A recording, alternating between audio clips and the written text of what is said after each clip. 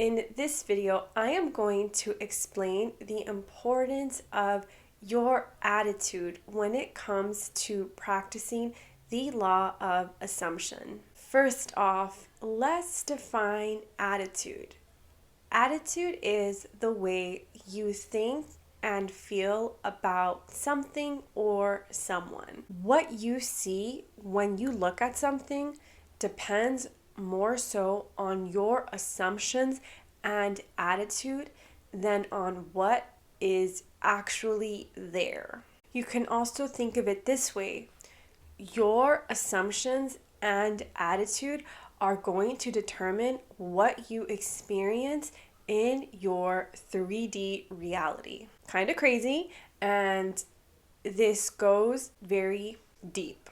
Because of this, Neville advises that you should assume the best and only think of that which is lovely and of good rapport. Not always the easiest thing to do, I will admit. This takes practice, but well worth our time, because you can imagine if we are always having a negative attitude, an attitude in which we assume the worst, that is what we are more than likely going to experience in our physical reality. The information I am sharing with you today is coming from The Power of Awareness by Neville Goddard. Now, let's talk about our attitude when it comes to other people. This is very important. At the end of the day, we live on planet Earth amongst other humans.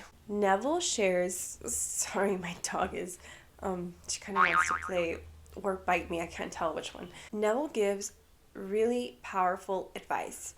He says you need to create new assumptions and have a new attitude toward that individual if you want to see progress and change, positive change in your dynamic and relationship. People will reflect to you the self-concept and attitude you have of them. Do you assume the best or the worst in people? Do you assume people are mean and rude or loving and kind? What is your attitude about people in general? This is going to very much impact what you experience. Of course, we cannot force someone to change.